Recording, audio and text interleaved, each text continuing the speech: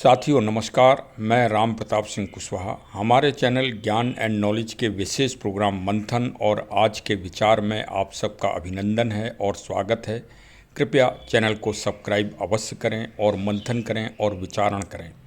आज जो ये विषय है इसमें एक माननीय सर्वोच्च न्यायालय के विद्वान एडवोकेट अधिवक्ता ने टिप्पणी की है माननीय सर्वोच्च न्यायालय की कार्यप्रणाली के ऊपर, और उन्होंने वो कार्यप्रणाली महामहिम राष्ट्रपति महोदया को संबोधित की है। तो वास्तव में बहुत विचारणीय है और उसमें बहुत पीड़ा है और करुणा है और देश के प्रबंधन तथा देश की व्यवस्था के प्रति चिंता है। वास्तव में ऐसा देखिए, ऐसा है कि पूरी दुनिया पे आज नज़र आप डालो तो पूरी दुनिया जो भारत की मूल संस्कृति है, मूल संस्कृति भारत की मूल जो सनातन संस्कृति है, उसकी पूरी दुनिया नकल कर रही है। पूरी दुनिया, एक चीज़ अलग नहीं है। लोग कहते हैं कि एकेश्वरवाद ईश्वर है, हम भी मानते हैं कि एकेश्वरवाद ईश्वर है, लेकिन प्रबंधन तो 3 व्यवस्थाओं से होता है ना। अब समझ गए आप हमारी बात भाई? कार्यपालिका, व्यवस्थापिका और न्यायपालिका। अब कार्यपालिका में कौन है? कार्यपालिका में महामहिम राष्ट्रपति महोदय, मतलब कार्यपालिका ब्रह्मा जी। सुनिए, पूरी गंभीरता सुनिए, हमारा विवेचन साधारण नहीं है, ऐसा विवेचन आपको सुनने को मिलेगा नहीं। और व्यवस्थापिका में प्रधानमंत्री वर्तमान समय में तो भगवान विष्णु, और न्यायपालिका में भगवान शंकर, तो न्यायपालिका में भगवान शंकर और भाई चीफ जस्टिस ऑफ इंडिया। तो तीनों के कार्यों में कभी कोई हस्तक्षेप नहीं करता है। भारत की व्यवस्था आप देखिए, और पूरे दुनिया में आज यही व्यवस्था चल रही कि नहीं चल रही, आप बताओ। संयुक्त राष्ट्र संघ इसको मान रहा कि नहीं मान रहा है, आप बताओ। पूरी दुनिया नकल कर रही है सनातन व्यवस्था की कि नहीं कर रही है? सबसे श्रेष्ठतम व्यवस्था सनातन व्यवस्था है कि नहीं है? मानो आप। अब तो भाई आप इंटरफियर क्यों कर रहे हैं किसी काम में? और जब इंटरफियर जब भी किया, जैसे भगवान शिव ने अगर किया कभी इंटरफियर, तो भगवान विष्णु ने उसको संभाला। भगवान विष्णु ने अगर कोई गलती की तो भगवान शिव ने सुधारी, और अगर इन दोनों ने कोई गलती की तो ब्रह्मा जी ने सुधारते हैं। हाँ, देख लीजिए, हम कोई आचार्य नहीं हैं, हम हैं रिटायर्ड पुलिस वाले। हम इन सब चीज़ों पे, खुरापातों पे शोध करते रहते हैं, और वही शोध आप लोगों के सामने दे देते हैं। भाई अच्छी लगे तो सबको भी शोध भेजो हमारी। अच्छा, अब ऐसा नहीं है कि भगवान शिव ने कभी कोई गलती नहीं की या भगवान विष्णु ने कभी गलती नहीं की कि भगवान ब्रह्मा ने गलती नहीं की। और हाँ, इन लोगों ने को भी आप देखिए, आप पुराणों को पढ़िए, आप महाभारत को पढ़िए, आप सबको चीज़ को पढ़िए, हर भगवान ने भी गलती की। राम ने भी आके यहाँ गलती की, कृष्ण ने भी आके गलती की, तो उनको सुधारने की नसीहत किसने दी? ऋषि ने, आचार्य ने, ब्रह्मर्षि ने उनको डांटा, फटकारा। नारद जी ने तो भगवान राम को श्राप दे दिया था, तभी वो 14 वर्ष के लिए वनवास में आए थे। भगवान कृष्ण को भी श्राप दे दिया गया था। ये है भारत का जनतंत्र, भारत का लोकतंत्र, जिसकी दुनिया ने नकल की है। तो आज आप पहले वकील साहब, विद्वान अधिवक्ता साहब के विहंगम जो है टिप्पणी सुनिए, जो माननीय सर्वोच्च न्यायालय पे की है, और वो वास्तव में उनकी पीड़ा है, उनकी एक दर्द है, और उसको सुनना चाहिए। वही भारत का भविष्य लग रहा है। अगर नहीं जागे हम लोग तो जागना चाहिए। किसके लिए? कोई आंदोलन के लिए नहीं, कोई तोड़ फोड़ के लिए नहीं, देश के अनहित के लिए नहीं, देश के विकास के लिए। देश में हर नागरिक अपना पूरा जीवन स्वतंत्रता के साथ जीवन व्यतीत कर सके। ऑनरेबल राष्ट्रपति मैडम, सम्माननीय मैडम, ये हमारी जितने भी स्टेट्स में सरकारें हैं उसको बर्खास्त कर दीजिए।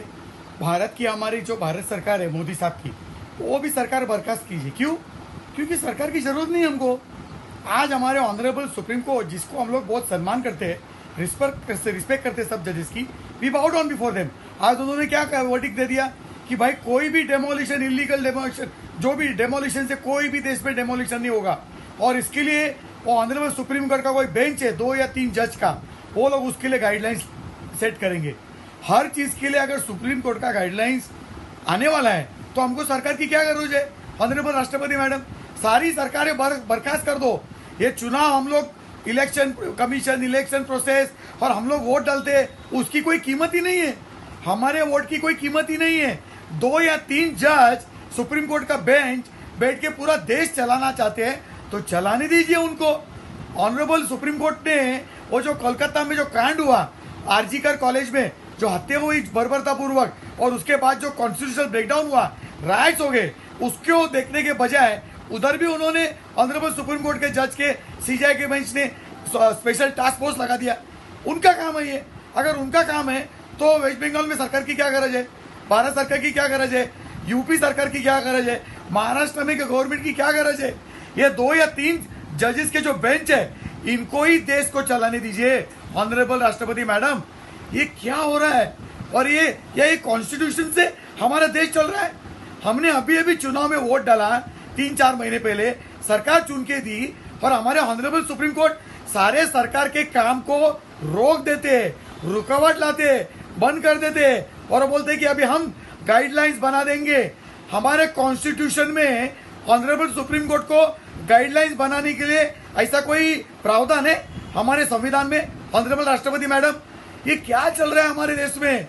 2 या 3 जजेस, ऑनरेबल सुप्रीम कोर्ट के ऑनरेबल जजेस, वो बैठ के तय करेंगे गाइडलाइंस कि भाई दया हंडी में कितने लोग ऊपर चढ़ने चाहिए, नहीं चढ़ने चाहिए।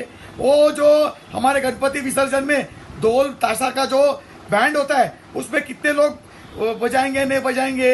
ये सारी चीजों के लिए सुप्रीम कोर्ट सिर्फ गाइडलाइंस बनाने के लिए है। तो फिर हमको देश में कोई सरकार की क्या गरज है? सारे सरकारें बर्खास्त कर दो, इलेक्शन कमीशन को भी बंद कर दो, कोई चुनाव नहीं होना चाहिए।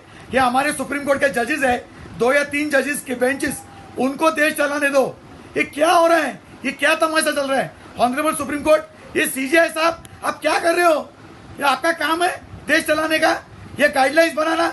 2 या 3 जजेस, आपको हमने वोट किया है, आपको हम लोग ने इलेक्ट किया है, आप देश चलाओगे, और जो गुंडों के खिलाफ, जो माफिया के खिलाफ कार्रवाई चल रही है, उसको प्रोटेक्ट करोगे? सॉरी टू से, हम लोग अपोलिस करते हैं आपको, लेकिन पूरा देश गुस्से में है। आप कोई सरकार को काम करने को देते नहीं है, सब चीज में बीच में दखल अंदाजी करते हो। कोई भी पीएल लेके आता है, लेफ्टिस्ट कम्युनिस्ट लॉबी, जो चुनाव जीतती नहीं है, लोग उनको रिजेक्ट कर देते हैं, वो सुप्रीम कोर्ट में आती है, पीएल लगा देती है, और 2 या 3 जजेस की बेंच सारे सरकार के काम को रोक देता है। ये क्या गरज थी आपको डिमोलिशन रोकना? पूरे देश में हाहाकार मचा हुआ है टेररिस्ट काम, इलीगल चीजों का, उसको 2 या 3 जजेस की लोग बेंच डिसाइड करेंगे, गाइडलाइंस ले करेंगे। तो हमारे इतने सारे मिनिस्टर्स है, उनकी क्या गरज है? गवर्नमेंट मशीनरी की क्या गरज है? क्या 2 या 3 जजेस इतने अक्लवान हो गए? सारी चीज पे वही गाइडलाइंस बनाएंगे। Dance bar, special task force, demolition के गाइडलाइंस, इसके लिए गाइडलाइंस। आप तो कॉन्स्टिट्यूशन मानते नहीं है, आप तो पार्लियामेंट ने कोई भी कानून पास किया उसको मानते नहीं है, क्योंकि रेप और मर्डर में कानून में तो फांसी की सजा है। आप तो फांसी की सजा को उल्टा कर देते हो कि नहीं भाई, हर पापी का भविष्य होता है, every Sinner has a future, उसको आप वो पलटी करके उसको छोड़ देते हो। ऑनरेबल सुप्रीम कोर्ट, ये क्या लगा के रखा है? 2 या 3 जज मिलके बेंच बना के पूरे देश का कारोबार आप चलाना चाहते हो। ऑनरेबल राष्ट्रपति मैडम, ये बहुत हो चुका है। सारे चुनाव बंद कर दो, सारी सरकारें बर्खास्त कर दो। कोई सरकार की गरज नहीं है, कोई भारत सरकार की गरज नहीं है। मोदी साहब भी कुछ नहीं कर सकते, उनको भी बर्खास्त कर दो। पार्लियामेंट भी खत्म कर दो। सीबीआई, हमारे ऑनरेबल सुप्रीम कोर्ट के जजेस है 30 कोर्ट, उसमें 50-60 जो भी जजेस है, वो 2-2 या 3-3 जजेस की बेंच बनाएंगे और सारी चीजों के लिए गाइडलाइंस करेंगे। इनको ही सरकार चलाने दो। क्या तमाशा लगा के रखा है? हमारा बनाना रिपब्लिक नहीं है, हमारा ब्रिंजॉल रिपब्लिक हो गया है। ऑनरेबल जजेस, आप खुद सोचो, 2 या 3 जजेस के बेंच बैठ के पूरा देश का भविष्य तय करते हो, आप पूरा देश को चलाने की कोशिश करते हो। क्या संविधान ने आपको ये दिया है? आप संविधान के खिलाफ जा रहे हो भाई साहब, बहुत ही बुरा काम कर रहे हो आप सरकार चला रहे हो, आप देश चला रहे हो। ऑनरेबल राष्ट्रपति मैडम, सारे सरकारें बर्खास्त कर दो, कोई इलेक्शन नहीं होना चाहिए, और ये ऑनरेबल सुप्रीम कोर्ट को उनको ही देश चलाने दो। पूरा देश, सारे राज्य, सारे चीज के ऊपर गाइडलाइंस यही बनाएंगे, यही देश चलाएंगे। तमाशा बना के रखा है। आपने विद्वान अधिवक्ता माननीय साहब को सुना। क्योंकि मुझे नाम तो नहीं मालूम पड़ पाया है, मैं नाम जब भी जानकारी होगी मैं अवश्य बताऊंगा। लेकिन वास्तव में एक इसमें पीड़ा है एक व्यवस्था तंत्र है। भाई व्यवस्था तंत्र के लिए ही चुनाव होता है। हम लोग अपने अधिकार के साथ लोकतंत्र में सरकार चुनते हैं। सरकार पार्लियामेंट में और विधानसभाओं में बैठती है और हम लोगों के लिए नीतियां बनाती है। आप सरकार को सजेस्ट करो। आप सर्वोच्च न्यायालय हो तो संविधान के तहत वर्क करो। भाई वास्तव में एक नवयुवक पत्रकार हैं श्री अजीत भारती जी, वो हमेशा सुप्रीम कोर्ट के कार्यप्रणाली पर तल्ख टिप्पणी करते हैं। तो कभी कभी तो बुरा लगता है, लेकिन जब उस टिप्पणी का हम मंथन करते हैं तो हम पाते हैं कि अजीत भारती जी बहुत निडर और बहुत ही साहसी और पराक्रमी व्यक्ति हैं, और वो दुर्वासा ऋषि की तरह हैं। दुर्वासा ऋषि वो थे जिनसे ईश्वर भी डरते थे। परशुराम जी वो थे जिनसे सारा ब्रह्मांड डरता था। तो ऋषि तो थे ये। तो ऋषि और ज्ञानी और मुनि का आज के समाज में होना बहुत ज़रूरी है। ये काम कौन करता था? इनको पत्रकार कहते थे पहले ज़माने में। आज पत्रकार बंधु भ्रष्ट हो गए हैं, डरपोक हो गए हैं, चाटुकार हो गए हैं, पक्षपातपूर्ण काम करते हैं, एक राजनीतिक पार्टियों को जिताने और हराने का काम करने लगे हैं पैसा लेके। अभी रायबरेली में चुनाव हुआ था, दुनिया भर के पत्रकार यहाँ एक विशेष सांसद को जिताने के लिए आए थे। उनसे पैकेज था उनका। आप जांच करा लो गुप्त रूप से। उनसे सेटिंग थी उन लोगों की, और उन्होंने पूरे रायबरेली में माहौल एक पक्ष में गर्म किया। हम बता रहे हैं, हम तो उत्तर प्रदेश के रहने वाले हैं, रायबरेली में हमारा बहुत नज़दीकी संबंध है। हम आपको बता रहे हैं सही जानकारी। और ये पत्रकार बंधु आजकल यही काम कर रहे हैं, एकदम मतलब नकारा वाला काम करने लगे हैं। तब ये विद्वान अद्विकता और अजय भारती ऐसे लोग, अजीत भारती ऐसे लोग इस समाज में सोशल मीडिया के माध्यम से अपनी बात रख रहे हैं, क्योंकि पत्रकारों ने अपना काम करना बंद कर दिया। भाई पत्रकार बंधुओं, आप लोग अपनी अहमियत नहीं समझ पा रहे हो। आपको भगवान भी सम्मान देते रहे हैं। आप आज आधुनिक पत्रकारी कर रहे हो। अरे पत्रकार तो नारद मुनि थे सबसे बड़े दुनिया में, समझे? पत्रकार जी लाभ साहबानों, सही बोला करो। आप डरते क्यों हो किसी से? हाँ, वैसे निडर रहिए, तब आपको आदर और सम्मान मिलेगा जनता में। वास्तव में आप अपने दायित्व को पूरा नहीं कर रहे हो, सांप्रदायिकता में बट गए हो भाई आप लोग। हाँ, पत्रकार तो बहुत बड़े वो बन गए हैं। कोई वाम पंथ में बटा है, कोई राइट पंथ में बटा है। ये बड़ा गंभीर विषय है। आप मानवता के लिए, आप प्रकृति के लिए, पर्यावरण के लिए बताइए। अमेजन ऐसी नदी सूख रही है और पत्रकार बंधु चुप हैं। मैं तो भारत सरकार से पूछना चाह रहा हूँ कि अमेजन जहाँ जहाँ पड़ती है उन देशों को लिखें हमारी तरफ से एक लेटर। मैं पर्यावरणविद हूँ, राम प्रताप सिंह कुशवाहा मेरा नाम है। मेरी तरफ से उन देश वालों को लिखे जाएं कि अमेजन सूख रही है। क्या भाई वो लोग प्रयास कर रहे हैं? हाँ, तो चलिए हमारे चैनल को भाई जागृत करिए, और वकील साहब की तख्त टिप्पणी पर वास्तव में देश से एक आवाज़ जरूर आना चाहिए, सत्य की, यथार्थ की, निष्पक्षता की। हाँ, वकील साहब का मतलब विद्वान और ऋषि और मुनि और तपस्वी देश की रक्षा के लिए खड़े हो रहे हैं। एक आंदोलन चालू हो गया है देश में। हाँ, ये जागृति है, और नवरात्रि पे हो रहा है, इसका मतलब शक्तियाँ बोल रही हैं अब देश में। हाँ, चलो भाई हमारे चैनल को सब्सक्राइब करिए और इसी तरह सुनते रहिए।